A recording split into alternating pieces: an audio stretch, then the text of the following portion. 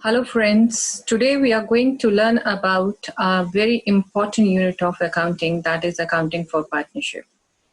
But question comes, first of all, what is partnership? So partnership is a relation where two or more persons are agreed to share the profit of the business. अगर आसान शब्दों में कहें तो partnership वो agreement है जहां पर दो से अधिक लोग मिलकर अपने कैपिटल को बांटते हैं, अपने रिस्क को बांटते हैं, अपनी लाइबिलिटीज को बांटते हैं एंड अपने मैनेजरियल इफेक्टिवनेस को बढ़ाते हैं। इसके लिए एक एक्ट भी है जो कि हमने पिछली क्लास में भी पढ़ा है। The name of this act is the Indian partnership act 1932। What this act defines, सबसे इंपॉर्टेंट है इसका section 4। The section 4 of Indian Partnership Act 1932 defines partnership as the relation between persons who have agreed to share the profit of the business carried on by all or any of them acting for all. इस definition को अगर हम parts में बांटें तो सबसे पहले है it is a relation. Which kind of relation we are talking about? We are talking about the agreement. And this agreement is between persons, plural word use हुए जिसका मतलब है दो से अधिक लोग हैं, who have agreed to share the profit of the business. Agreement हमेशा profit share करने के लिए होता है, loss implied होता है, मतलब कहा नहीं है definition में, लेकिन अगर इस process में loss होगा तो वो भी partners बांटेंगे। Carried on by all, सभी partner इसे business को चलाएंगे, but any of them acting for all, सब बिजनेस के डिसीजन नहीं लेते हैं, तो there is one acting partner जो सबके लिए डिसीजन लेते हैं। नाउ इंडिविजुअली अगर हम पर्सन को देखें तो he is called partner, but collectively अगर उनके नाम को देखें तो दैट इज कॉल्ड फर्म। तो what is the difference between firm and partner? जब दो लोगों ने मिलकर या तीन लोगों ने मिलकर फर्म बनाई है ना, तो उन तीनों को अगर हमने एक नाम देना है तो दैट इज फर्म। एक एक की बात करेंगे तो that is called partner. The next come the features of partnership. हमने इन्हें पहले भी पढ़ा है, तो let's have a quick review. Number 1, membership. तो मेंबरशिप के लिए हमें मालूम है minimum number of 2 partners are required and maximum number of partners are 50. So let's go to the next previous slide. This is the membership. So minimum 2 member, maximum 50 member. Unlimited liability, what it means? It means in case the business assets are not sufficient to pay business liability, the personal property of the partner may be utilized for the payment of firm's debt. Sharing of profit and loss, profit and loss को agreed ratio में partners अपने आप में बांटेंगे। Mutual agency relationship, what this features talked about? This features talked about कि partners और firms के बीच में प्रिंसिपल और एजेंट का काम होता है, जहां पे एक पार्टनर एजेंट बनके कोई डिसीजन लेता है तो it has to be binding on the other partner. Similarly any other partner is taking any decision, तो it is going, other partners are also going to bind by the decision of that partner. So partners are both, they are agent as well as principals. Then voluntary registration, which means that the registration of partnership firm is not compulsory. It is up to the will of the firm whether they wanted to register or not. Continuity, we can say sole proprietor के sense में देखें तो it is more continuous form of business. अगर एक partner कुछ हो जाता है तो rest of the partners are taking care of the partner of the partnership firm.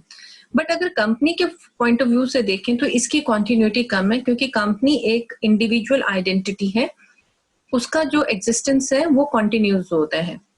Contractual relationship, जैसा कि हमने पहले ही कहा, पार्टनरशिप जो है वो एक एग्रीमेंट पे बेस्ड है। This agreement may be in writing और मे बी वर्बल, किसी भी तरह का एग्रीमेंट जो है पार्टनरशिप को फॉर्म कर देता है। Next is transfer of interest. क्या ट्रांसफर ऑफ इंटरेस्ट हो सकता है? तो it is possible up to some extent, लेकिन पार्टनर्स अपना इंटरेस्ट नहीं दे सकते। एक दूसरे का पार्टनर डिसीजन ले सकते हैं, लेकिन उनका जो शेयर है वो दूसरे को नहीं दे सकते। द नेक्स्ट कम्स क्या है ना, minor admitted into a partnership.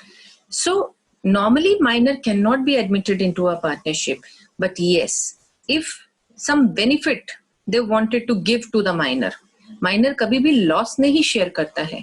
हाँ, अगर माइनर को आपने कोई प्रॉफिट देना है, for that benefit you may enter it. This covered under section 30 of Indian partnership act. So when any partnership is formed and there are some partner, because whenever any partners formed a partnership, they are required to do one thing. First, they need to bring capital into the business and they are going to bear the risk. इसके कारण से उनके कुछ अधिकार भी बनते हैं. क्या अधिकार है? Number 1, participation in the management. A partner has full right to participate in the management of the firm. Number 2, they have a right to inspect the books of account. As they are contributing capital, as they are contributing effort, so they have right to inspect the books of account wherever required. Then they have right to share the profit of the business, as and when a firm earns profit, so partner has full right to share that profit. Next right of the partner is interest on loan if advance. If any partner has advanced loan apart from capital, मतलब partner ने capital दिया है, उसके लिए तो उसको share of profit मिलता है. लेकिन अगर उसने बिजनेस को कोई लोन भी दिया है, दे सकता है. तो अगर उसने कोई लोन दे रखा है तो उसके ऊपर इंटरेस्ट को क्लेम करने का अधिकार पार्टनर के पास है. And next, not to allow admission of a new partner. ये पार्टनर के पास पूरा अधिकार है कि वो किसी भी पार्टनर की एडमिशन को रोके. Right? For example, Ram and Shyam are the two partners. Now Shyam wanted to enter Ghanshyam. If Ram is not ready, Shyam cannot enter Ghanshyam. So partner के पास पूरा अधिकार है कि वो किसी भी नए पार्टनर की एडमिशन के ऊपर रोक लगाए या ऑब्जेक्ट करे. ये उसका अधिकार है. Next come, what is partnership deed. जैसे कि हमने कहा, पार्टनरशिप एक एग्रीमेंट पे बेस्ड होती है और ये जो एग्रीमेंट है ये राइटिंग में भी हो सकता है और वर्बली भी हो सकता है. So a written document containing the terms and condition of partnership among partner is called partnership deed. तो अगर ये एग्रीमेंट राइटिंग में कर दिया जाए तो this agreement written document is called partnership deed. एक बात और बच्चों हम ध्यान से याद रखेंगे यहाँ पे, पार्टनरशिप में जो भी टर्म्स एंड कंडीशंस हैं सबके सब पार्टनरशिप डीड में होती है. कल को अगर कोई भी प्रॉब्लम होती है, पार्टनर्स के बीच में डिस्प्यूट आता है या किसी भी तरह का कोई कंफ्यूजन आता है, तो they will be referring their case to the partnership deed. जब डीड आपने ड्राफ्ट की थी, डॉक्यूमेंट तैयार किया था, उस टाइम पे आपने जो जो टर्म्स एंड कंडीशन आपने सेट किए हैं उसी को ध्यान में रखते हुए उन चीजों को रिजॉल्व किया जाएगा. What are the content of partnership deed? Partnership deed में क्या क्या लिखा जा सकता है? Number 1, name and address of the firm and its main business. Firm का क्या नाम है, कलेक्टिवली जो इन्होंने फर्म बनाई है, बिजनेस सेटअप किया, उसका नाम क्या है, उसका एड्रेस कहाँ है, कहाँ पे सेटअप किया गया, किस सिटी में, किस स्टेट में, किस डिस्ट्रिक्ट में, एंड इसका मेन बिजनेस क्या है. सबसे पहले ये मेंशन किया जाता है. The name and addresses of all the partner. जितने भी पार्टनर्स आपने पार्टनरशिप में एंटर किए हैं, जिनसे पार्टनरशिप फॉर्म किए हैं, उनका नाम और address. Amount of capital to be contributed by each partner. हर एक पार्टनर ने कितना कैपिटल कंट्रीब्यूट किया वो इसमें मेंशन किया जाएगा. Date of commencement of partnership, partnership किस तारीख से शुरू हुई वो इसमें लिखा जाता है. Then profit and loss sharing ratio, because they are forming this partnership to share profit, तो this is also mention here. Then rate of interest on capital, loan, drawing etcetera. और इंटरेस्ट ऑन कैपिटल, लोन और drawing पे उनको अगर interest देना है, यहाँ पे एक बात बता दूं, कैपिटल और ड्राइंग जो है इस पे इंटरेस्ट देना है या नहीं देना है ये फर्म का डिसीजन हो सकता है. लेकिन लोन पे इंटरेस्ट हमेशा ही दिया जाता है, बेशक उसे डीड में लिखा जाए या ना लिखा जाए, लेकिन कैपिटल और ड्राइंग पे तभी दिया जाएगा जब डीड में लिखा होगा. Then salary, commission etcetera if payable to partner. Partner those who are working as a active member of the partnership firm, उनको सैलरी या कमीशन देना है या नहीं देना है वो भी इसमें लिखा जाता है. अगर लिखा है तभी देंगे, नहीं लिखा है तो नहीं देंगे. The right, duties and liability of each partner, partners के क्या अधिकार होंगे, उनकी क्या ड्यूटीज होंगी, क्या लाइबिलिटीज होंगी, that is also mention in this deed. Settlement of account on the dissolution of firm, dissolution of firm का मतलब होता है कि फर्म खत्म होने जा रही है ड्यू टू एनी रीजन। सो अगर फर्म डिसॉल्व होगी तो उस टाइम पे अकाउंट्स कैसे सेटल होंगे, that is also mention in partnership deed. Then method of settlement of dispute among partner, अगर पार्टनर्स के बीच में किसी तरह का डिस्प्यूट आता है तो उसको सेटल करने का तरीका क्या होगा, that is also mention in this deed. And then rules to be followed in case of admission, retirement, death of a partner, और अगर किसी पार्टनर को एडमिट किया जाता है, कोई पार्टनर रिटायरमेंट लेना चाहता है या किसी की डेथ हो जाती है, तो उस केस में कौन से रूल फॉलो किए जाएंगे, कौन सा मोड फॉलो किया जाएगा, दैट में can also be included into partnership deed. Next comes a nature of partnership. इसे समझना बहुत इंपॉर्टेंट है क्योंकि बेटा हम दो बातें कर रहे हैं, एक थ्योरी की और एक अकाउंटेंसी की।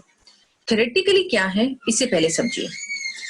Partnership form from legal point of view समझते हैं, is not a separate legal entity from its member. What it mean? It means अगर हम लीगल पॉइंट ऑफ व्यू से देखें तो partner and the firm are the same thing. What it mean? In case firm के asset पूरे नहीं होंगे firm की लाइबिलिटी पे करने के लिए, तो हम पार्टनर्स की पर्सनल प्रॉपर्टी को भी यूज कर देते हैं। ये लीगल पॉइंट ऑफ व्यू से है, लेकिन हम अकाउंटिंग पॉइंट ऑफ व्यू से इस बात को नहीं लेके चलते हैं। अकाउंटिंग में क्या होता है, partnership is a separate business entity. आपको याद होगा क्लास 11th में हमने एक कॉन्सेप्ट पढ़ा था अकाउंटिंग का, separate entity concept. What separate entity concept tells us? Separate entity concept of accounts tell us that a business and the businessman are the two separate entity। क्योंकि जब हम accounts बनाते हैं तो हमें ये चीज को इंश्योर करना होता है कि ये दोनों पार्टीज अलग हैं। अकाउंट जो बनते हैं वो पार्टी के नाम के हिसाब से नहीं बनते, वो बिजनेस के नाम से बनते हैं। सो दैट्स व्हाई अकाउंटिंग में partnership is a separate business entity. और जब हम अकाउंट भी सीखेंगे, क्योंकि हमारा ये जो प्रेजेंट चैप्टर्स है ये अकाउंटिंग फॉर पार्टनरशिप है, तो हमने ये मान के चलना लीगली ये इन दोनों में कोई फर्क नहीं है, लेकिन अकाउंटिंग में अकाउंट्स बनाते समय हम इस बात को याद रखेंगे कि partnership firm is a separate entity.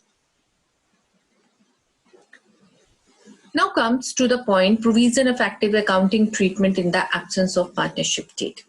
जैसा कि हमने कहा कि पार्टनरशिप इज अ एग्रीमेंट। ये एग्रीमेंट वर्बल भी हो सकता है, ओरली भी पार्टनरशिप हो सकती है और रिटन में भी हो सकती है। जो रिटन डॉक्यूमेंट है उसको तो पार्टनरशिप डीड कहते हैं। अगर दो लोगों ने या तीन लोगों ने मिलकर एक पार्टनरशिप फॉर्म की और राइटिंग में उस डॉक्यूमेंट को रेडी कर लिया, इसका मतलब पार्टनरशिप डीड इज देयर। जब भी कोई भी प्रॉब्लम होगी उसी को कंसर्न करेंगे और उसके मुताबिक ही उस मैटर को सॉल्व करेंगे। But if they have not drafted their written document, इसका मतलब absence of partnership deed। अब अगर partnership deed verbally उन्होंने बनाई नहीं और verbally partnership कर ली और बिजनेस शुरू हो गया, और बिजनेस हो सकता है क्योंकि ऐसा माना गया है कि verbal partnership भी अलाउड है, तो अगर पार्टनरशिप शुरू हो गई और बाद में कुछ पॉइंट पे डिस्प्यूट आता है या कोई कंफ्यूजन आता है, तो फिर क्या करेंगे? तो इस केस को बोलते हैं provision effective accounting treatment in the absence of partnership deed. अगर रिटन डॉक्यूमेंट नहीं है तो इसे हम मानते हैं एब्सेंस ऑफ पार्टनरशिप डीड, और पार्टनरशिप डीड इज साइलेंट। दोनों बातें एक ही हैं, एब्सेंस ऑफ पार्टनरशिप डीड और पार्टनरशिप डीड साइलेंट। कई बार क्या होता है, पार्टनरशिप डीड तो ड्राफ्ट होती है पर उनमें कुछ मुद्दों पे डिस्कशन नहीं होती है, तो अगर उन मुद्दों पे कोई डिस्कशन नहीं हुई जब ड्राफ्ट हुआ तो तब भी पार्टनरशिप डीड साइलेंट ही है। तो दोनों बातें सेम है।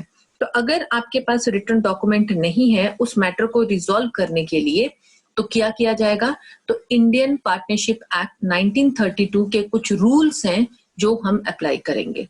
क्या है वो rule? Let's check out. So rules हैं रिगार्डिंग, सबसे पहले sharing of profit and loss. तो हम क्या बात कर रहे हैं इसे याद रखेंगे, माइंड में क्लियर रखेंगे। There is no partnership deed, written document नहीं है, वर्बल पार्टनरशिप हो गई है, कुछ मैटर्स सामने आएंगे, उनको कैसे सॉल्व करना है। सबसे पहला है sharing of profit and loss. अगर पार्टनरशिप डीड नहीं है तो प्रॉफिट कैसे बटेगा, लॉस कैसे बटेगा, इसके ऊपर क्या डिसीजन होगा। तो डिसीजन है इंडियन पार्टनरशिप एक्ट 1932 का कि अगर पार्टनरशिप डीड साइलेंट होती है तो profit and loss will be shared equally bye the partner irrespective of their capital contribution, irrespective of their kind of work they have done. What it mean? अगर partnership deed silent है, profit sharing ratio नहीं given है, तो partners profit को equally बांटेंगे। इससे कोई फर्क नहीं पड़ता है कि कौन पार्टनर ज्यादा कैपिटल लाया, कौन पार्टनर कम कैपिटल लाया, कौन पार्टनर एक्टिव पार्टनर है, कौन पार्टनर स्लीपिंग पार्टनर है, इससे कोई फर्क नहीं पड़ता। पार्टनरशिप डीड साइलेंट है, कुछ डिसाइड नहीं हुआ, profit will be shared equally. Number 2 is interest on capital. तो no interest on capital to be paid to partner. Partnership deed जब आपने ड्राफ्ट की, आपने इंटरेस्ट देने की कोई बात डिसाइड नहीं की है, वर्बल हुआ है, तो किसी भी पार्टनर को कैपिटल के ऊपर इंटरेस्ट नहीं मिलेगा। Number 2 interest on drawing. Drawing क्या होता है? जो पार्टनर बिजनेस का पैसा अपने पर्सनल यूज के लिए बिजनेस से विड्रॉ करते हैं, तो उनको बिजनेस को इसके ऊपर इंटरेस्ट देना होता है। लेकिन अगर पार्टनरशिप डीड साइलेंट है तो पार्टनर कोई भी इंटरेस्ट ड्राइंग पे नहीं देगा, ना कैपिटल पे उसे इंटरेस्ट मिलेगा, ना ड्राइंग पे वो इंटरेस्ट फर्म को देगा। Third is interest on advance और loan by a partner. Some time partner capital के अलावा बिजनेस में लोन भी देते हैं, तो that is called interest on advance. अब यहाँ पे ये सवाल है कि बिजनेसमैन पार्टनर ने बिजनेस को जो लोन दिया है, क्या उसके ऊपर उसको इंटरेस्ट मिलेगा? Answer is yes. लोन एक लाइबिलिटी होती है और लाइबिलिटी में बिजनेस में से पे होनी ही होती है। लेकिन अगर उसका इंटरेस्ट डिसाइड नहीं किया है ना, मतलब पार्टनरशिप डीड साइलेंट है, आपने डिसाइड ही नहीं किया कि उसको क्या लोन पे हमने इंटरेस्ट देना है, तो in that case Indian partnership act कहते हैं कि उसको 6% के हिसाब से आप इंटरेस्ट देंगे, and that too if time is not given for the 6 month. Time is not given, जैसे क्वेश्चन में दे दिया कि एक्स ने फर्म को 90,000 लोन दिया, 90,000 रुपीज लोन दिया, लेकिन 90,000 कब दिया इसके बारे में कोई इंफॉर्मेशन नहीं है, हमें टाइम पीरियड पता ही नहीं है, तो इन दैट केस वहां पर इंटरेस्ट 6 मंथ के लिए दिया जाएगा। हाँ, अगर ऐसा बोला होता कि उसने 90,000 जो लोन है वो 1 अप्रैल को दिया, इसका मतलब पूरे साल हमने उसको यूज किया, तो पूरे 12 महीने का इंटरेस्ट देंगे। अगर उसने 1 अक्टूबर को दिया, इसका मतलब ओनली 6 मंथ हमने यूज किया है, तो फिर 6 मंथ का देंगे। तो when time of loan is given, तो उतने टाइम का इंटरेस्ट देना है एट द रेट ऑफ 6%। अगर टाइम इज नॉट गिवन तो 6 मंथ का ही इंटरेस्ट देना at the rate of 6%। Next, remuneration of a partner. Remuneration क्या होता है? Remuneration is the payment to the partner in the form of salary, in the form of wages, in the form of commission, in the form of bonus. कोई भी payment जो partner business से लेता है, और क्यों लेता है? क्योंकि वो बिजनेस में काम करता है। जब कोई पार्टनर काम करता है तो he is a active partner, and due to his active participation वो कहता है कि भाई मुझे सैलरी भी मिलनी चाहिए, मैं सारा दिन काम करता हूँ, मुझे बोनस भी मिलना चाहिए, मुझे कमीशन भी मिलना चाहिए। तो any such kind of payment is called remuneration. तो अगर पार्टनरशिप डीड ड्राफ्ट करते समय आपने पार्टनर का कोई भी रेम्यूनरेशन डिसाइड नहीं किया है, तो इंडियन पार्टनरशिप एक्ट कहती है कि उसे कोई भी रेम्यूनरेशन नहीं देना है। Next, admission of a partner. क्या एक पार्टनर नए पार्टनर को एडमिट करने दे सकता है? तो अगर तो कोई रूल है, पार्टनरशिप डीड में मेंशन है, तो वैसे कर सकते हैं, नहीं तो ये पार्टनर का पूरा अधिकार है कि वो किसी भी पार्टनर के एडमिशन पे रिस्ट्रिक्शन लगा सकता है, राइट?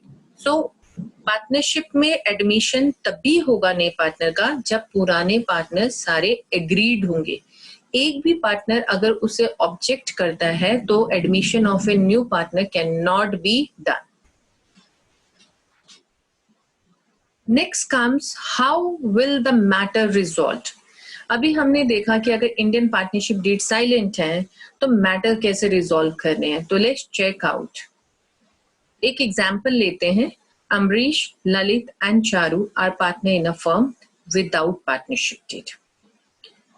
केस नंबर 1 ले रहे हैं, Amrish has contributed more capital than other partner and demand interest on capital at the rate of 10% per annum, but Lalit and Charu do not agree with him. Question में क्या है कि अमरीश का जो capital contribution है, जो पार्टनरशिप हुई है, वो ज्यादा है ललित और चारू से, और वो कह रहा है कि मैं ज्यादा कैपिटल दे रहा हूं तो मुझे इंटरेस्ट ऑन कैपिटल भी ज्यादा मिलना चाहिए। उसने रेट भी बता दिया कि इतने रेट पे मुझे मिलना चाहिए, और ललित और चारू इस चीज को ऑब्जेक्ट कर रहे हैं। तो व्हाट इज द सोल्यूशन? अब सोल्यूशन बताने से पहले आप यहाँ पे एक लाइन देखिए, लिखा है विदाउट पार्टनरशिप डीड। इसका मतलब अगर पार्टनरशिप डीड नहीं है तो इंडियन पार्टनरशिप एक्ट 1932 का रूल चलेगा, जो कि उन्होंने कहा था कि अगर पार्टनरशिप डीड साइलेंट होती है तो no interest on capital, so no interest on capital will be paid to Amrish. Let's check out another case. Same question में तीनों पार्टनर है, Amrish, Lalit and Charu. Lalit devote full time in the business and demand a salary of 5,000 per month, but Amrish and Charu do not agree with him. अब ललित अपना matter लेके आता है, वो कहता है जी मैं एक्टिंग पार्टनर हूँ और I am working more in the organization as compared to other two partners, so I deserve to get 5,000 per month as salary, and Amrish and Charu do not agree. Again the same reason quoted, as partnership deed is silent, so no remuneration to Charu, क्योंकि हमने कहा कोई remuneration partner को नहीं देनी है। Let's take out the another case. Case number 3. Same Charu. Third partner Charu demand interest on the loan of rupees 50,000 given by her at a market rate of interest at the rate 12% per annum. Charu ने interest on loan demand किया है। जैसा कि हमने कहा था loan is a liability, और liability के ऊपर हमेशा ही हमको इंटरेस्ट देना होता है, but he is demanding at the rate of 12%। क्या उसको 12% के हिसाब से मिलेगा? Again partnership deed is silent, तो इंडियन पार्टनरशिप एक्ट 1932 के रूल चलेंगे, and according to that rule if partnership deed is silent तो rate of interest should be 6%, not for the 12%. And moreover, Charu ने ये लोन कब दिया, ऐसा कोई भी टाइम कोट नहीं किया गया, so it will be given only for the 6 month. तो 50,000 पे हमने 6% रेट ऑफ इंटरेस्ट लगाया और 6% टाइम पीरियड लगाया, so Charu will be getting interest of rupees 1,500 only, not at the rate of 12%. Let's check out the another case of the same series. Amrish has withdrawn rupees 10,000 from the firm for his personal use. It means this is the drawing जो उसने business से withdraw किया है. And Lalit and Charu demand that interest on drawing should be charged at the rate of 10%. अब अमरीश ने business का पैसा लिया, ड्राइंग है, ललित और चारू आ गए, कहने लगे भाई इससे ड्राइंग पे इंटरेस्ट लो। तो क्या हम ललित और चारू के कहने से अमरीश से इंटरेस्ट ऑन ड्राइंग मांगेंगे? Again the same reason, partnership deed is silent. जब पार्टनरशिप डीड साइलेंट है, ना इंटरेस्ट ऑन कैपिटल देंगे ना इंटरेस्ट ऑन ड्राइंग हम अमरीश से चार्ज करेंगे। Next, one more case of the same series. Profit before taking into account any of the verb claim was 50,000 at the end of the first year of the business. First year of business खत्म हो गया और कोई भी खर्चा minus किए बगैर उनको कितना प्रॉफिट हो गया? 50,000. Amrish demand share of profit in the capital ratio, और अमरीश अब कह रहे हैं कि जी कैपिटल रेशियो में, क्योंकि उसका कैपिटल ज्यादा था तो कैपिटल रेशियो में इससे बांटे। तो क्या ऐसा होगा? तो पार्टनरशिप डीड साइलेंट है, तो पार्टनरशिप डीड साइलेंट पे प्रॉफिट का क्या रूल है? It will be shared equally. लेकिन यहाँ पे एक बात बता दे, जो चारू थे उन्होंने इंटरेस्ट दिया था, उनको हमने दिया इंटरेस्ट ऑन लोन, तो हम 50,000 में से पहले 1,500 जो लोन पीएम किया वो माइनस कर लेंगे। Rest of the amount will be shared by all the three equally irrespective of their capital contribution. Case 6 देखते हैं। Lalit want to introduce his son Inder as a partner. क्या ललित ऐसा कर सकते हैं? तो इसमें आगे एक लाइन लिखी है, Charu object to this proposal. इसका मतलब चारू को ऑब्जेक्शन है, और हमने कहा था कि जब तक सारे पार्टनर एग्रीड ना हो तब तक no person can be admitted. The reason the Charu objects, तो person cannot be introduced as partner without the consent of all the partner. Therefore, Indra cannot be admitted into partnership. I hope this topic is clear to you. Now, another topic that I wanted to discuss with you in today's session is interest on loan. क्योंकि हमने अभी चारू वाला case पढ़ा कि interest on loan जो है वो तो देना ही देना है. Now this topic is very important. हमने क्या बोला? Interest on loan by partner is a charge against profit. इसका क्या मतलब होता है? It means that partner will get interest on loan whether firms earn profit or incur loss. Charge against profit. Now this topic, this meaning is very important. देखिए बेटा, कुछ खर्चे ऐसे होते हैं जो बिजनेस में चार्ज के तौर पे लगते हैं. चार्ज का मतलब प्रॉफिट हो या ना हो, खर्चा है तो पे करना पड़ेगा और बेशक बाद में आपको लॉस सस्टेन हो जाए. लेकिन कुछ खर्चे ऐसे होते हैं जो एप्रोप्रिएशन होते हैं. एप्रोप्रिएशन का मतलब होता है कि अगर प्रॉफिट होगा तो देंगे, प्रॉफिट नहीं होगा तो नहीं देंगे. जैसे पार्टनर को इंटरेस्ट ऑन कैपिटल. अगर पार्टनरशिप डीड कहती है कि इनको इंटरेस्ट ऑन कैपिटल दे दो, लेकिन अगर बिजनेस में प्रॉफिट ही नहीं है, कहां से देंगे? तो वो इंटरेस्ट ऑन कैपिटल एप्रोप्रिएशन है. लेकिन इंटरेस्ट ऑन लोन एक लाइबिलिटी होती है और लाइबिलिटी का इंटरेस्ट हमेशा चार्ज होता है. चार्ज अगेंस्ट प्रॉफिट, इस कॉन्सेप्ट को समझने के लिए कुछ एग्जांपल्स लेते हैं. ये एक एग्जांपल हमने ली, राइट. इस एग्जांपल में हमको करना क्या है? देखिए, जब बेटा लंबा सा क्वेश्चन होता है तो सबसे पहले आप जाइए क्वेश्चन में पूछा क्या है, हमें वो डिसाइड करना है. तो क्वेश्चन में पूछा है determine the amount of profit और loss for the year ended 31 March 2020. उन्होंने कहा कि आपको profit and loss find out करना है. इस मार्च में कुछ केसेस दिए हैं, उनमें फाइंड आउट करना है.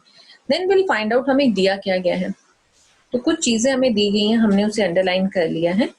और these are the some key things in this question. जब आप भी पेपर में क्वेश्चन पढ़ते हैं तो आपका फोकस भी इसी तरह से होना चाहिए. सबसे पहले पूछा क्या गया है, देन गिवन क्या है, हमारी लिमिटेशंस क्या है. इसे जॉट डाउन कर लेते हैं एक पेज पे. तो let's see what is given in the question. हमें पार्टनर के नाम दे रखे हैं, प्रॉफिट शेयरिंग रेशियो दे रखा है, उन्होंने क्या कैपिटल कॉन्ट्रीब्यूट किया ये दिया है, उनका लोन अमाउंट क्या है बिजनेस में ये गिवन है, and the date of loan, loan की डेट दे रखी है, इसका मतलब time period of loan is given, and the important note is partnership deed is silent. अब ये सारी चीजें हमें क्वेश्चन में दी हैं एंड डीड साइलेंट है. इसका मतलब इंडियन पार्टनरशिप एक्ट 1932 के रूल्स अप्लाई होने हैं. So let's find out. तो केस नंबर 1 हमें ये दिया है, हमने ये वो देख लिया. केस नंबर 1 में कहा है कि if the profit before interest for the year amounted to 25,000, interest पे करने से पहले अगर बिजनेस में 25,000 प्रॉफिट हुआ है तो डिस्ट्रीब्यूटेबल डिविजिबल मतलब वो प्रॉफिट जो पार्टनर्स में बटेगा वो क्या होगा. तो बेटा ये 25,000 वो प्रॉफिट है जिसमें से अभी इंटरेस्ट माइनस नहीं हुआ, और इंटरेस्ट तो हमें माइनस करना ही है क्योंकि वो हमारी लाइबिलिटी है. तो हमें फाइंड आउट करना पड़ेगा इंटरेस्ट कितना देना है. तो लेट्स फाइंड आउट. इंटरेस्ट निकालने का सिंपल सा फॉर्मूला क्या है? इंटरेस्ट का फॉर्मूला हमेशा आपको पता होगा, सेम होता है amount into rate of return into time period. जब भी हमें किसी चीज का इंटरेस्ट निकालना होता है हमें टोटल अमाउंट चाहिए, कितना रेट चाहिए और टाइम पीरियड चाहिए. अखिल का निकालते हैं. अब अमाउंट हमारे पास है अखिल का 4 लाख. रेट ऑफ रिटर्न हमें गिवन नहीं है लेकिन पार्टनरशिप डेट साइलेंट है. जब पार्टनरशिप डेट साइलेंट होती है तो रेट ऑफ रिटर्न क्या होता है? 6%. एंड टाइम पीरियड क्वेश्चन में 1 अक्टूबर दे रखा है, तो अक्टूबर से लेके 31 मार्च तक हमारे 6 मंथ बनते हैं, तो वो हमने निकाल लिया. तो अखिल का जब हमने ये फॉर्मूले पे वैल्यू निकाली तो उसका अमाउंट इंटरेस्ट ऑन लोन आ गया 12,000. इसी तरह से भरत का हमने निकाल लिया 2 लाख इंटू 6/100 इंटू 6/12 6,000. तो total interest on partner loan कितना आ गया? 18,000. और हमारे पास प्रॉफिट कितना है? 25,000. तो ऑब्वियसली इस 25,000 में से पहले तो हम ये जो लाइबिलिटी है माइनस कर देंगे, 18,000 जो पार्टनर को देनी है. तो हमारे पास डिविजिबल प्रॉफिट कितना रह गया? 7,000. Now this profit will be shared by partner in their ratio 2:3 ratio. I hope this concept is clear to you. Let's take another case. In the second case, again the profit हमें दे रखा है for the year ended amounted to 15,000। पहले वाले case में profit था 25,000, इस case में प्रॉफिट कम होकर 15,000 है। अब अगर प्रॉफिट कम हो गया तो इससे क्या फर्क पड़ेगा? केस नंबर 2 का एग्जांपल ले रहे हैं। Again interest on partner loan is 18,000, क्योंकि दोनों का लोन अमाउंट तो सेम ही है 4 लाख एंड 2 लाख, और उस पे इंटरेस्ट भी पार्टनरशिप डीड साइलेंट में यही बनेगा। तो total interest on partners loan is 18,000 and हमें प्रॉफिट कितना हुआ है? प्रॉफिट हुआ है 15,000। तो आप ये देखिए प्रॉफिट 15,000 में से 18,000 तो हमें माइनस करना ही पड़ेगा। और क्यों 18,000 माइनस करें? क्योंकि it is a charge against profit. आपको प्रॉफिट हो या ना हो, ये तो आपने पार्टनर्स को देना ही देना है, ये आपकी लाइबिलिटी है। तो क्या हुआ, हमने 15,000 18,000 में से माइनस करके देख लिया तो हमारे पास -3,000 आ गया। इसका मतलब बिजनेस में क्या आ गया? लॉस। नाउ दिस लॉस का क्या करेंगे? तो as interest on loan is a charge against profit, which means interest to be paid irrespective of amount of profit. The resulting loss rupees 3,000 will be bared by partner in their profit sharing ratio. ये जो 3,000 loss आया है ये दोनों partner अपनी profit sharing ratio में beer करेंगे, सहेंगे ये, क्योंकि ये हमें पार्टनरशिप डील के मुताबिक करना है। Let's check out another example, case number 3. Same question कर रहे हैं।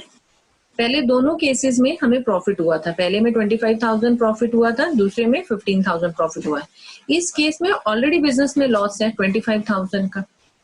अब इससे क्या फर्क पड़ेगा इसमें? Again interest on partner loan remain 18,000, वो तो 18,000 ही है। डिस्ट्रीब्यूटेबल प्रॉफिट कितना बच रहा है हमारे पास? प्रॉफिट है कि loss? Let's find out.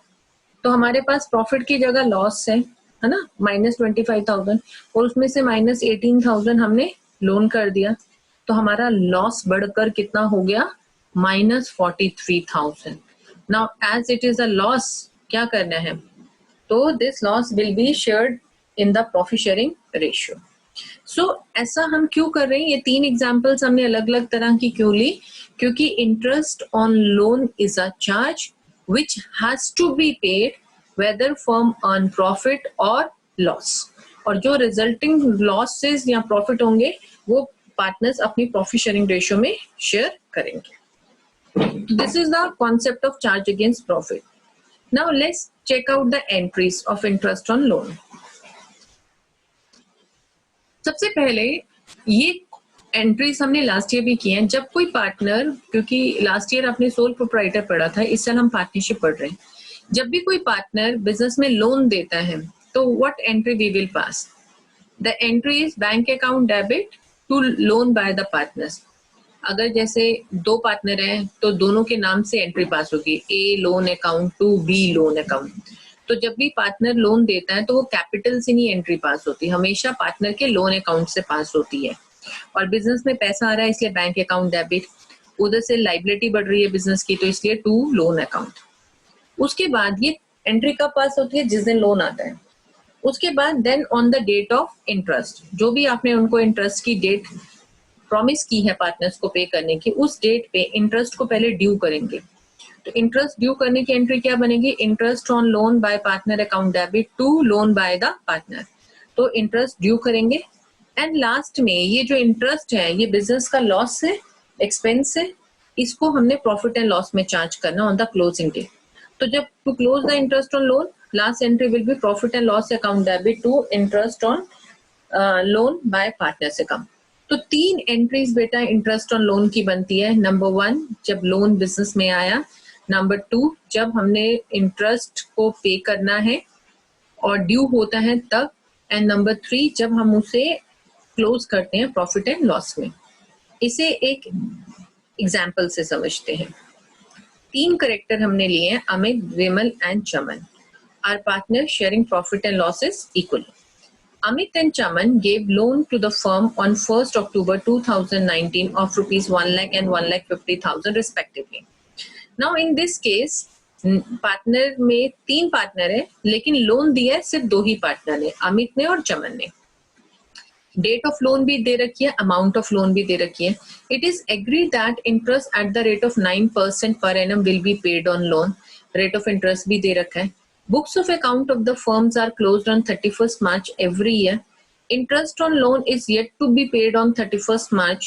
Pass journal entry in the books of account of the firm and prepare loan account of the two partner. ये पूरा complete question है. Again, we'll take up the step. What to do? Journal entries pass करनी है और loan account बनाना है। तो इस question में दो चीजें करने के लिए कहा है, तो हमने ये दोनों चीजें तैयार करनी है। Then we'll find out what is given to us. So information about loan amount is given, rate of interest is given, timing is given, and the partner, those who have given us loan. So let's check out its entries. So in the books of Amit, Vimal and Chaman, journal book हम बना रहे हैं क्योंकि तीनों partners का है, तो हमने तीनों पार्टनर्स का नाम लिखा है। सबसे पहली एंट्री हमने कहा था लोन देने की। लोन किस तारीख को आया? 1 अक्टूबर 2019।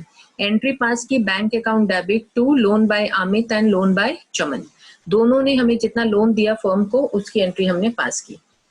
फिर 31st मार्च को इंटरेस्ट ड्यू है ना, तो next entry will be pass on the 31st March 2020। Interest on loan by the partners account to loan by Amit to loan by Chaman, ये हमने निकाल लिया 9% के हिसाब से फॉर द 6 month, राइट। तो इन दोनों का इंटरेस्ट इन लोन आ गया। एंड थर्ड, जब हम इस इंटरेस्ट ऑन लोन को क्लोज करें, the third entry is profit and loss account debit to interest on loan by partner. तो these are the 3 important entries in the interest on loan account. Now let's see the loan account, क्योंकि उन्होंने हमसे entries भी पूछी और loan account भी पूछे हैं। तो हमने अमित का लोन अकाउंट अलग बनाया, चमन का लोन अकाउंट अलग बनाया। उन्हीं एंट्रीज से बेटा हमने यहाँ पे पोस्टिंग की है। Let's check out. पहली एंट्री आई थी 1 अक्टूबर को, तो 1 अक्टूबर में अमित एंट्री थी bank account debit to Amit loan account and Chaman loan account. तो 1 अक्टूबर 2019 दोनों क्रेडिट थे, तो क्रेडिट साइड पे एंट्री है by bank account 1 lakh, by bank account Chaman के अकाउंट में 1,50,000। नेक्स्ट एंट्री थी 31st March 2020 को इंटरेस्ट ड्यू होने की, एंड इंटरेस्ट ड्यू होने की एंट्री आ गई हमारे पास by interest on loan account 4,500 in the account of Amit, and Chaman loan account में आ गया 6,750। एंड उसके बाद जो थर्ड एंट्री थी वो थी profit and loss account debit to interest on loan. वो एंट्री यहाँ पोस्ट नहीं हो रही है क्योंकि वो प्रॉफिट एंड लॉस अकाउंट में जाएगी। तो इन दोनों एंट्रीज का हमने टोटल किया और हमारे पास क्लोजिंग बैलेंसेस आ गए ऑन द 31st March 2020। तो ये जो अकाउंट के बैलेंसेस आए ये by having the totalling of this आए हैं। थर्ड एंट्री यहाँ पोस्ट नहीं होगी क्योंकि उसका डेबिट साइड पे था profit and loss, credit side पे था interest on loan, right. And this closing balances become the opening balance, right? I hope this concept is clear to you of interest and loan and provision in the absence of partnership deed. So with this video, there is one worksheet also that you are expected to solve. Thank you.